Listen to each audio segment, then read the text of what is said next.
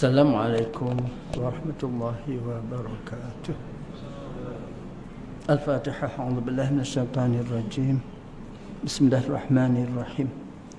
Alhamdulillahi rabbil alamin. Arrahmanir rahim. Maliki yaumiddin. Iyyaka na'budu wa iyyaka nasta'in. Ihdinas siratal mustaqim. Siratal ladzina an'amta 'alaihim ghairil maghdubi 'alaihim waladdallin. Amin. Alhamdulillah amin. Wassalatu wassalamu ala sayyidina Muhammad wa ala alihi wa ashabihi ajma'in. Subhanaka la ilma lana illa ma 'allamtana innaka antal alimul hakim. Rabbi shrah li sadri wa yassir li amri wahlul 'uqdatam min lisani yafqahu qawli. Alhamdulillah, tuan ibu sekalian, mari kita sama syukur kepada Allah Taala kerana Allah kita sihat dan dapat sama-sama majlis ilmu untuk kita dengar dan kita amalkan. Semoga merupakan modal untuk hidup kita di dunia dan akhirat. Tuan ibu sekalian, bila kita sebut bahasa mati, Masya Allah, ilmu tentang kematian itu terlalu banyak. Sama ada disebut dalam Quran, Nabi sampaikan kepada kita dalam hadis-hadis, juga ulama-ulama yang ilmu mereka itu luas dan cerita pada kita tentang amalan-amalan dan persiapan untuk akhirat. Contoh tuan-tuan sekalian, Quran sebut, Allah kata apa? Pertama, Allah kata, afasibtum annama khalaqnakum abathan wa annakum ilayna la turja'un. Adakah kamu mengira bahawa kami jadi kamu ni main-main yang kamu tak kembalikan kepada kami? Kedua, Allah sebutkan perangai manusia di dunia ini. Baik, kenapa tuan-tuan perangai manusia di dunia ini? Kebanyakannya manusia dunia ini, mereka itu tak dapat gambarkan akhirat ni tempat yang abadi. Maka Allah katakan, bal tu'thirunal hayatad dunya wal akhiratu khairun wa abqa. Ramai di antara kamu mementingkan hidup dunia, sedangkan akhirat tu lebih baik dan lebih kekal. Akhirat tu lebih baik pada dunia dan kekal sampai bila-bila, khalidina fiha. Kemudian Allah sebutkan kepada kita tentang ramainya manusia yang masuk neraka. Wa qalilun min ibadiyas syakur, sikit saja hamba-Ku yang bersyukur. Ramainya kufur. Yang syukur ni, yang ibadat Allah sikit, yang kufur tu banyak. Kerana Allah sebut lagi tuan-tuan sekalian, macam mana kita sepatut berdepan akhirat. Baik tuan-tuan sekalian, Allah gambarkan ayat lain. Allah kata apa? Kaifa takfuruna billahi wa kuntum amwata. Macam mana kamu kufur Allah Ta'ala, kamu lawan Tuhan, kenapa? Kamu tak syukur tu kenapa? Fa'ahyakum, dihidupkan kamu sekarang ni. Summa yumitukum, masuk kubur, mati. Summa ahyakum, hidup semula daripada masyar, Masya Allah. Summa ilaihi turja'un, kepada Allah tempat kita kembali, Masya Allah. Baik, dan tuan-tuan sekalian, hadis pun banyak juga. Baik, antaranya Nabi kata apa? Ada dua dosa, dunia kena balas, akhirat kena lagi. Ingat nah, ada dua dosa ni, dunia kena balas, akhirat kena lagi. Dua jenis seksa. Pertama, zalim orang, dan kedua, durhaka pada ibu dan ayah. Baik, kemudian tuan-tuan, kita kena sediakan modal untuk akhirat.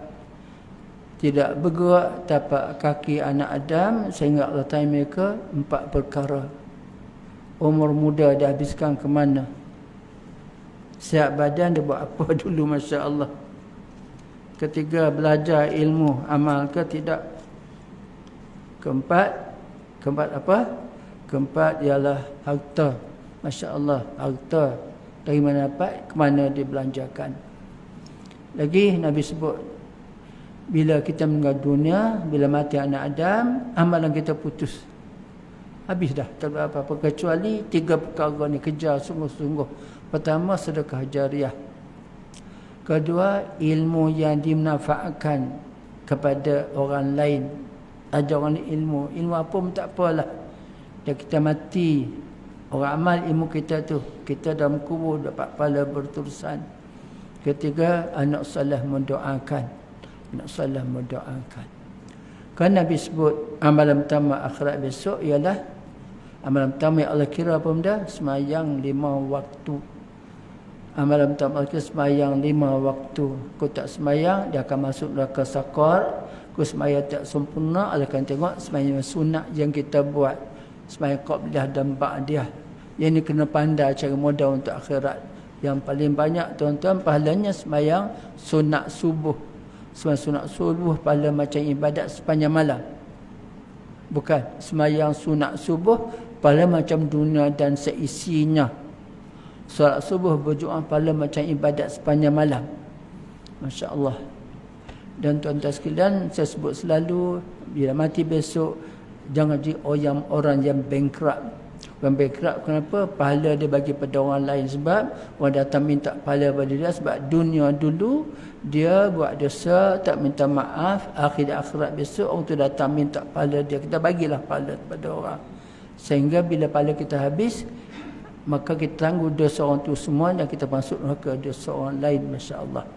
Dan tuan-tuan sekalian, banyak lagi ayat Quran dan hadis Nabi SAW dan juga ulama-ulama sebut tentang hari akhirat. Termasuk juga yang kata Imam Ghazali, yang paling dekat mati, yang paling jauh waktu yang telah berlalu. Baik, yang paling tajam lidah, yang paling susah tunaikan amanah, yang paling senang tinggal sembahyang. Masya Allah. Baik, semua tu Tuhan bergambar kepada kita. Banyaknya persoalan mati yang kita kena ambil tahu, beramal, tinggalkan yang dosa, buat pahala dan sebagainya. Baik, kita sambung malam ni alam kubur dan persoalannya. Tuan-tuan sekalian, kubur ini satu tempat transit persinggahan sementara sampai bila? Sampai kiamat. Tetapi walaupun begitu, kubur ini merupakan tempat yang banyak persoalannya. Kadang-kadang dihimpitkan oleh kubur. Dunia sebelum sampai akhir dah dihimpit oleh kubur dah. Dan saya sebut tuan-tuan, macam mana Nabi SAW, Nabi berjalan atas kubur dengan sahabat-sahabat. Untuk Nabi tak berjalan. Untuk Nabi tak berjalan. Sahabat, ya Rasulullah, kenapa untuk tak berjalan Rasulullah? Rasulullah kata, unta tu dengar orang dalam kubur kena pukul oleh malaikat kanan dan kiri. Yang seorang tu tak cermat tentang air kencing dia, tak cermat jaga air kencing. Masya Allah. Kedua, tak jaga lidah. Lidah tu selalu mengata, mengumpat mata orang. Jadi Nabi ambil lah. Pertama Nabi pacak atas kubur tu. Nabi kata selagi lepas taman hijau hidup, selagi itulah orang dalam kubur tu diringankan dosanya. Masya Allah. Dan tuan-tuan sekalian, sebab itu nak sebutkan, walaupun kubur tu dia tengok nasib lah. Ada orang dah lama beratus-ratus tahun dalam kubur, janji beratus-ratus tahun jugalah dia kena seksa. Baik, ada orang tu masuk dalam kubur sekejap, besok kiamat dibangkitkan pada mahsyar. Itu tuan-tuan sekalian, nak sebutkan supaya kita ini berhati-hati tentang amalan kita. Kita bimbang dalam kubur kena seksa dah, akhirat kena lagi. Baik, jadi nak sebutkan amalan-amalan untuk dapat lapang kubur, baca setiap malam sebelum tidur surah Tabarakalladzi 30 ayat, baca setiap kali sebelum tidur. Tak banyak, 30 ayat aja, 5 minit pun tak sampai. Baik, amalkan begitu. Baik, jangan kita menganggap kematian sebagai suatu pengakhiran. Ini orang tak ada ilmu, mati-matilah. Mati-mati lah, tak ada apa lagi. Baik tuan-tuan, kita ni, kita baiknya kita sebab ada akhirat. Baiknya kita sebab ada akhirat. Kalau akhirat tak ada, kita tak datang ke surau ni, tak semayang, kita bunuh orang siapa yang kita suka, kita curi harta orang kalau kesempatan, boleh tertangkap, kita curi, kita bunuh orang, buat macam-macam sebab akhirat tak ada pembalasan. Maka pembalasannya apa? Akhirat itulah tempat pembalasan. Jadi berhati-hati tentang akhirat, sebab kita nak akan ditanya Allah SWT sama ada masuk syurga ke masuk neraka. Masya Allah. Memang secara zahirnya nampak sedemikian. Minta matilah, tak ada apa-apa, bukan begitu. Tetapi pada hakikatnya tidak begitu. Kematian adalah permulaan dalam perjalanan ke alam yang lebih kekal abadi sifatnya di sementara. Baik, tuan-tuan sekalian, sementara itu macam mana? Sementara semua kiamat datanglah. Bila kiamat datang, dibangkitkan manusia dalam kubur, kemudian akan dihubung pada mahsyar, kemudian akan berjalan di atas sirat. Kalau nasib baik terus sampai ke hujung sana, kalau nasib tak baik jatuh dalam neraka. Baik, ini alam akhirat. Alam akhirat kita wajib percaya, sebab antara rukun iman ya percaya pada akhirat. Quran sebut zalikal kitabul la raiba fihi hudan lil muttaqin. Ini kitab yang tak ada keraguan di dalamnya. Hudan lil muttaqin, petunjuk bagi orang bertakwa. Siapa bertakwa tu? Allazina yu'minuna bil ghaib, mereka yang percaya pada alam ghaib. Alam kubur, neraka, syurga, azab, semua tu alam ghaib. Wa qimunas solah, dikasih ayat ketiga, wa mimma razaqnahum yunfiqun, rezeki kami bagi mereka dermakan, sedekah-sedekahkan, infakkan. Jadi orang beriman ini, orang takwa ini, tuan-tuan, dia semayang, percaya pada ghaib, dan rezeki yang Allah bagi dia sedekah-sedekahkan. Masya-Allah. Baik. Jadi kematian adalah permulaan dalam perjalanan ke alam yang lebih kekal abadi sifatnya. Baik, kekal Allah kata apa? Ya saya baca tadi dalam surah Al-A'la, bal tu'sirunal hayatad dunya wal akhiratu khairun wa abqa. Akhirat tu lebih baik dan lebih kekal. Kekal khalidina fiha abada, kekal sampai bila-bila. Masya-Allah. Baik. Alam kubur yang dikenal juga sebagai alam barzakh, menjadi tempat persinggahan kita sebelum ke alam akhirat. Baik. Tuan-tuan sekalian, saya baca tadi ayat, Allah sebut apa? Allah sebut kaifa takfuruna billahi wa kuntum amwata. Macam mana kamu boleh kufur Allah Taala sedangkan dulu kamu mati? Maksudnya kita tak ada dulu. Macam mana kamu boleh lawan Tuhan ni? Sedangkan Allah tu berkuasa, Allah tu mengetahui segalanya. Baik, dulu kamu mati, fa ahyakum, dihidupkan kamu sekarang di dunia. Summa yumitukum, masuk kubur mati. Summa yuhyikum, hidup semula daripada mahsyar. Summa ilaihi turja'un, kepada Allah tempat kita kembali pada Allah Subhanahu wa taala. Nasib baik masuk syurga, tak baik masuk neraka. Waliyazubillah. Baik. Sebagai permulaan akhirat, kematian boleh diandaikan sebagai medan ujian bagi kita. Baik, apa maksudnya itu? Maksudnya ialah kematian boleh dijadikan sebagai medan ujian. Ujian macam mana tuan-tuan sekalian? Kalau kita berdepan dengan keburukan, susah nak makan, barang mahal, anak-anak ramai, duit tak duit. Ujian macam mana? Ujian yang kesabaran. Baik, kemudian kita dapat kebaikan. Kebaikan kita kena syukur. Baik, susah sabar, senang bersyukur.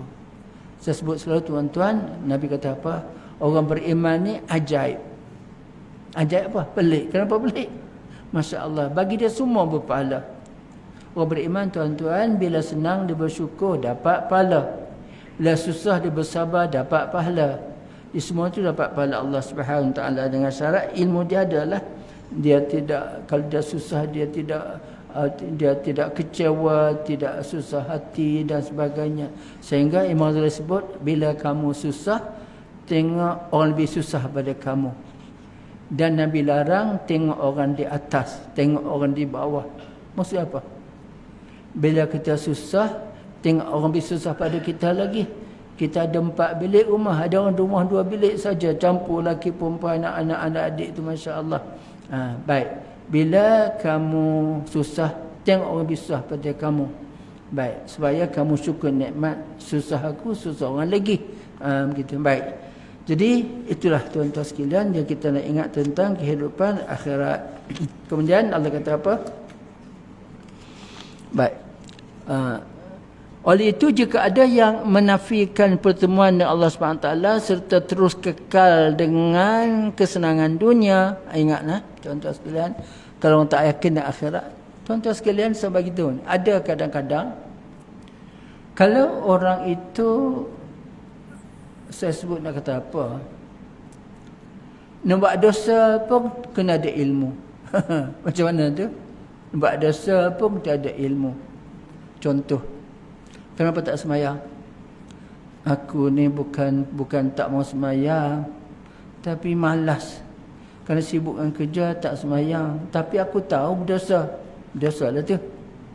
Kalau seorang kata buat apa semayang? Semayang tak wajib lah. Akhirat bukan ada pun. Adakah akhirat besok? Bila kita mati jadi tanah, tak payah semayang, tak wajib pun. Itu murtad. Sebab dia tak percaya pada hari akhirat. Jadi kena tahulah, nak buat dosa pun jangan sampai kita jadi murtad, jadi kafir, waliyazubillah. Jadi kalau orang tak percaya pada akhirat, tu tengoklah. Kalau dia tu langsung tak percaya, boleh jadi tidak Islam. Sebab antara contoh rukun iman ni percaya kepada hari kemudian. Baik. Contoh, jadi nak sebut Allah SWT beritahu kita tentang adanya akhirat.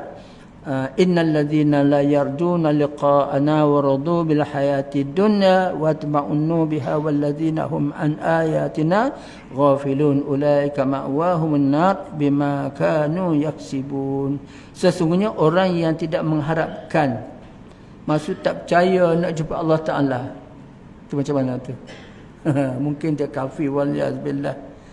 Baik, tidak percaya tentang peluang untuk jumpa Allah Ta'ala dan berasa puas dengan kehidupan di dunia, serta berasa tenteram dengan kehidupan itu, dan orang yang melalaikan ayat-ayat kami, mereka itu tempatnya adalah neraka disebabkan apa yang mereka kerjakan. Tak percaya ada akhirat, tak percaya pertemuan Allah Ta'ala, tak percaya ada neraka syurga, maka Allah kata apa?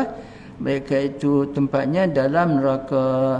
Baik, sebab tu Allah bagi kita peluang untuk hidup dunia dan amalkan. Antara Allah kata dalam surah Kahfi, Allah kata apa? فَمَنْ كَانَ يَرْجُو لِقَاءَ رَبِّهِ فَلْيَعْمَلْ عَمَلًا صَالِحًا وَلَا يُشْرِكْ بِعِبَادَةِ رَبِّهِ أَحَدًا. Siapa yang berharap untuk jumpa dengan Tuhannya, dia kena beramal soleh dan jangan dia syirik sesuatu dalam menyembah Allah Subhanahu wa ta'ala. Kena beriman, beramal soleh. Masya-Allah. Baik. Tuan-tuan sekalian, sesungguhnya syurga dan neraka adalah dua tempat yang akan menempatkan kita di akhirat kelak, berdasarkan kepada timbangan amalan kita. Tuan-tuan, satu di antara adilnya Allah SWT, kita buat baik, ada buat jahat, dia ditimbang dan kita boleh tengok di akhirat besok. Antara Allah kata apa? Di akhirat besok Allah beritahu kita tentang benda-benda begini. Macam mana tu? Quran sebut dalam surah Yasin, inna nahnu nuhyil mauta wa naktubu ma qaddamu wa atharuhum. Kami hidupkan orang mati dan kami catatkan amalan-amalan mereka dunia dulu. Tu masuk bekas-bekas yang mereka tinggalkan. Bekas, tuan-tuan ingat, bekas sama ada yang baik atau yang jahat. Baik, bekas yang baik apa? Sedekah-sedekah jariah yang kita bagi masa hidup dunia. Baik. Kemudian apa lagi? Dan sebutkan bekas-bekas yang jahat, ajar ilmu salah pada orang, masya-Allah, ajar ilmu sahih dan segala benda-benda yang jahat kita buat, ada bekas juga. Allah timbangnya tu. Satu. Kedua, Allah adil di akhirat besok. Tuan-tuan sekalian, macam mana? Al-yawma nakhtimu ala afwahihim wa tukallimuna aydihim wa tashhadu arjuluhum bima kanu yaksubun. Atau berat. Pada itu Allah tutup mulut-mulut mereka. Bercakap tangan-tangan mereka. Menjadi saksi kaki-kaki mereka. Dia tak apa mereka buat dunia dulu. Nak lari ke mana, tuan-tuan sekalian? Dunia mulut dah bercakap lebih dah. Masya-Allah, yang bercakap nanti tangan-tangan mereka. Macam tak percayalah tangan bercakap. Tuan, dunia ni Allah digambarkan bahawa benda-benda yang tak ada kena-mengena dengan kita pun boleh bercakap. Contoh TV. TV tu apa ada? Ada orang ke dalam? Tak ada. Ada kaca, ada wayar itu. Tapi boleh cakap. Tu dunia. Allah cipta manusia punya penciptaannya begitu. Dengan handset mana lubang masuk. Ada kawan kita sembang hantar mesej. Man, tunggu aku dekat PKNS pukul 5 petang ni. Masa tu hantar, masa tu sampai. Kawan nak tanya jumpa pukul 5. Itu pun boleh. Akhirat besok lagi hebat. Allah ciptakan kita ni tuan-tuan. Sampai boleh tak cakap tangan, kaki bercakap dan sebagainya. Masya Allah. Baik, kenapa? Allah berkuasa di atas segala-galanya. Tuan-tuan sekalian, Allah jadikan kita ni untuk kita faham, kita tahu bahawa Allah tu maha berkuasa. Sehingga Allah kata, aku tak malu jadikan unta sebagai perumpamaan terhebatnya Allah SWT. Unta tu tuan, dia ada kencing, ada najis, ada susu, ada darah dan unta. Tapi taklah pula bila perah susu keluar air kencing, tak ada.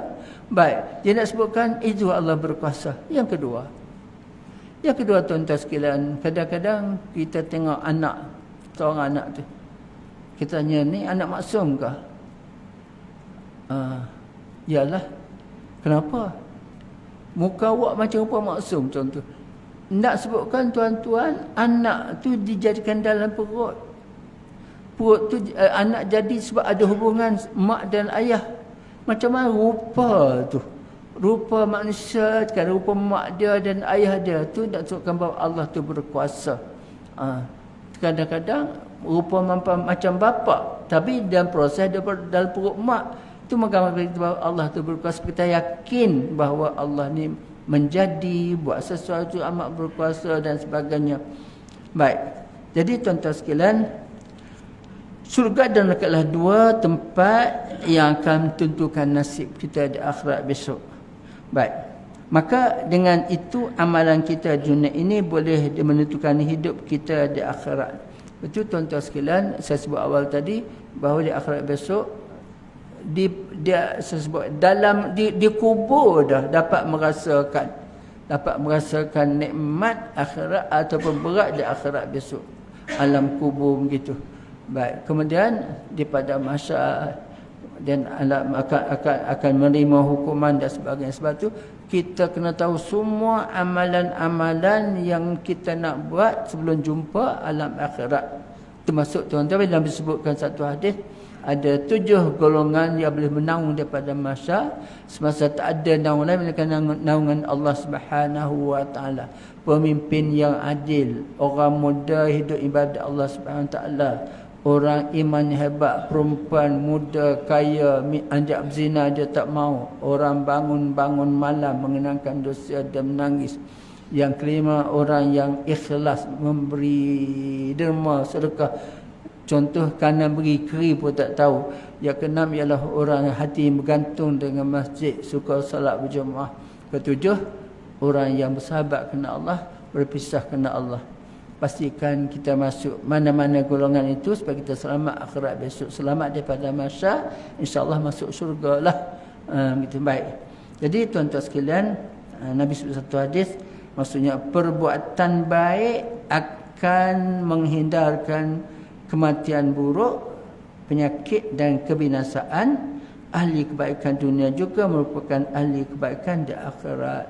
Maksud tuan-tuan sekalian, siapa buat baik dunia, ia akan dapat kebaikan di akhirat. Itu pun tertakluk kepada beberapa perkara. Pertama, tuan-tuan, saya sebut balik apa yang Allah sebut dalam Quran, allazi khalaqal mauta wal hayata liyabluwakum ayyukum ahsanu amala. Allah jadikan hidup, mati dan hidup, so Allah nak uji kamu siapa amal yang paling baik. Ingat, amal yang baik itu apa? Pertama, beramal dengan ilmu. Kedua, buat kerana Allah ikhlas. Ketiga, cara buat tu betul. Itu paling baik, bukan paling banyak. Jadi sebab tu apa sahaja kita buat, kena ada ilmu-ilmu tentang akhirat ni. Syarat-syarat untuk al-timah amalan kita itu syaratnya. Buat dengan ilmu, kedua ikhlas, ketiga cara buat tu betul, masya-Allah. Baik. Hadis hakikat pertemuan dengan Allah SWT itu kita kena tahu. Allah SWT firman dalam Quran, dalam hadis Bukhari Muslim. Baik. jikalau hamba-Ku mencintai pertemuan denganku, aku juga berasa senang untuk bertemu dengannya. Dan jika ia membenci untuk bertemu denganku, aku pun benci berjumpa dengan dia. Baik, tuan-tuan sekalian, ini ilmu. Ada hadis tentang pertemuan Allah SWT. Pertama, Nabi kata apa? Siapa yang bercita-cita nak jumpa Allah SWT, Allah akan jumpa dia. Siapa yang tak menjumpa Allah Ta'ala, Allah pun tak akan jumpa dia. Masuk neraka lah. Itu apa nak buat? Nak buat sekarang tuan, siapa tak mau jumpa Allah Subhanahu Ta'ala, jadi kita kena mati ya. Baik, tuan-tuan nak beritahu ni, kalau kita takut mati, seolah kita tak mau jumpa Allah SWT. Tapi ada orang tak mau mati. Kenapa? Macam-macam tak cukup amal dia. Maka walaupun begitu, dia nak jumpa Allah Ta'ala. Di tuan-tuan, sebab itulah kita kena bersedia dengan amalan nak jumpa Allah SWT, sebab Allah nak jumpa kita. Satu. Dua, saya sebut hadis Rasulullah. Nabi kata apa? Setiap orang akan masuk syurga kecuali mereka yang tak mahu. Semua masuk syurga illa man aba, kecuali mereka yang tak mahu syurga. Pelik kan? Ada orang tak mahu syurga. Rasulullah ada tak mahu Rasulullah. Ada. Siapa Rasulullah yang tak mahu syurga ni? Orang tak ikut ajaran aku. Baik. Jadi tuan-tuan sekalian, kita kena ada cita-cita nak jumpa Allah SWT. Keduanya usaha sungguh untuk ikut ajaran Nabi SAW. Sebab siapa tak ikut Nabi, Nabi kata apa? Dia tak mau syurga. Sebab tu tuan-tuan sekalian, berdoalah dengan bahasa yang kita faham. Ya Allah Tuhanku, bagi kesempatan untuk jumpa denganmu di akhirat besok. Baik. Kemudian, ya Allah Tuhanku, jadikan aku hamba Islam ikut ajaran Nabi untuk masuk syurga-Mu ya Allah. Supaya kita bersedia dengan amalan-amalan yang sewajarnya untuk kita masuk syurga Allah Subhanahu wa ta'ala. Baik, tuan-tuan sekalian, kita sebaca ni amalan bocor. Amalan bocor dari kubur. Kenapa bocor? Allah sediakan soalan untuk kita. Man rabbuka, siapa Tuhan kamu? Man nabiyuka, siapa nabi kamu? Ma imamuka, apa ikutan kamu? Man ikhwanuka, siapa saudara kamu? Semua soalan dah ada dah. Kita cuma sediakan jawapan. Jawapan tu apa? Amalan-amalan sepatut kita buat. Masya Allah. Baik. Talqin adalah petunjuk atau peringatan tentang soal jawab di kolam kubur yang dibacakan kepada jenazah umat Islam, sebaik saja dikebumikan dan telah menjadi amalan masyarakat Melayu. Baik tuan-tuan sekalian, Nabi tak suruh baca talqin. Siapa tak pernah pergi kubur? Tak apa, ada orang tak baca. Baik tuan-tuan sekalian, ulama-ulama ni buat tafsiran lah. Nabi sebut satu hadis, Ut'ubul ilma minal mahdi ilal lahdi. Tuntut ilmu dari buai sampai ke liang lahat. Tuntut ilmu dari buai sampai ke liang lahat. Liang lahat masuk kubur dah tu, ajar. Bila datang pada kamu, malaikat datang tanya soalan, tenanglah kamu, semua malaikat tu makhluk macam kamu. Dia tanya kamu soalan gini-gini. Itulah dia soalan bocornya. Baik. Walaupun terdapat pertikaian mengenai hukum bacaan talqin, tapi tuan-tuan sekalian, ya sebenarnya talqin ni peringatan untuk orang hidup. Sebab tu saya suka sangat kalau pergi kubur, ke bumi jenazah, imam uruskan kematian, kena bawa speaker pembesar suara. Sebab kubur tu ramai kan, supaya orang dengar tu dapat pengajaran. Talqin tu apa? Talqin tu ajar. Sebab tu Nabi sebut satu hadis, laqinu mautakum la ilaha illallah. Laqinu tu ajarkan orang nak mati tu la ilaha illallah.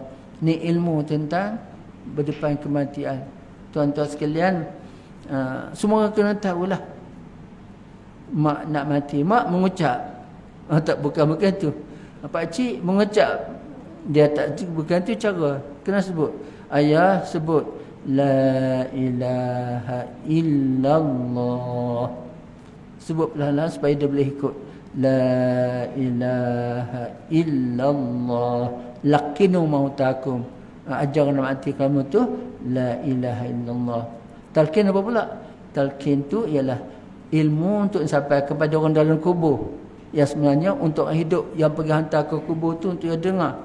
Tuan-tuan sekalian, saya sebutkan begini. Untuk ingat kepada mati, ada beberapa perkara yang kita kena buat. Pertama ziarah kubur. Kedua, ziarah orang sakit. Ketiga, semayang jenazah dan hantar jenazah ke kubur. Sebab kita sentiasa ingat pada mati. Sebab itu saya sebut selalu, bila pergi tempat kematian, jangan borak-borak kosong. Perempuan kan tutup aurat, jangan merokok, fikir-fikirkan. Sekarang dia yang mati, aku bila pula? Ingat persiapan dan amal yang kita terbuat untuk kematian, Masya Allah. Baik, tuan sekalian. Namun yang nyata, pembacaan talqin mengandungi hikmah dan pengajaran yang tersendiri. Ia merupakan khutbah atau tazkirah yang berkaitan dengan kematian, bertujuan untuk jadikan peringatan buat kita yang masih hidup. Sebab itu tuan-tuan sekalian, ada hadis. Siapa yang pergi ziarah orang mati dapat satu qirat. Ziarah mati maksudnya orang mati ziarah dan sembahyang jenazahnya sekali. Dan hantar ke kubur dapat satu qirat yang lain. Sahabat tak tahu qirat apa benda. Tak tahu qirat tu apa Rasulullah. Qirat itu satu timbangan pahala sebesar Bukit Uhud kat Madinah tu. Masya Allah, pahala besar Bukit Uhud. Pergi ziarah jenazah, sembahyang jenazah, hantar ke kubur. Lepas tu tuan, cukuplah modal tu. Modal hidup kita kumpul banyak-banyak kan. Ziarah orang mati, sembahyang jenazah dia, hantar ke kubur, semua pahala-pahala tu. Qirat, Nabi sebut qirat tu satu qirat timbangan pahala sebesar Bukit Uhud. Baik. Jadi secara tidak langsung kita mungkin akan berasa insaf apabila mendengar setiap butir talqin yang tersebut. Tuan, ada satu orang ahli tasawuf, Ibrahim bin Adham. Tuan Syekh, apa pasal Allah tak terima doa kita? Ibrahim bin Adham, Allah tak terima doa kamu sebab hati kamu mati. Apa kamu hati mati ni? Kamu tahu Allah tu ada, tapi kamu tak tunaikan hak Allah Subhanahu wa taala. Kurang amal, Masya Allah. Kamu tahu surga tu ada, amalan kamu bukan masuk surga. Kamu tahu neraka tu ada, tapi perangai kamu macam nak masuk neraka. Lagi kamu banyak makan nikmat Allah, tapi syukurnya sedikit. Kamu bangun pagi asyik tengok dosa orang, tak tengok dosa kamu. Lagi kamu hantar jenazah ke kubur, tapi tak ambil pengajaran dengan kematian. Maka sebab itu hati kita mati. Masya Allah, hati kita mati sebab tak belajar dari kematian orang lain. Baik. Jadi selagi talqin tidak bercanggah dengan hukum syarak atau terdapat dalil sahih yang menyatakan bahawa umat Islam tidak dibenarkan untuk amalkannya, maka ambillah manfaat itu. Maksudnya baca talqin, peringatan untuk orang hidup, dan juga kalau orang mati itu dengar, untuk dia juga yang mati itu. InsyaAllah kita azan.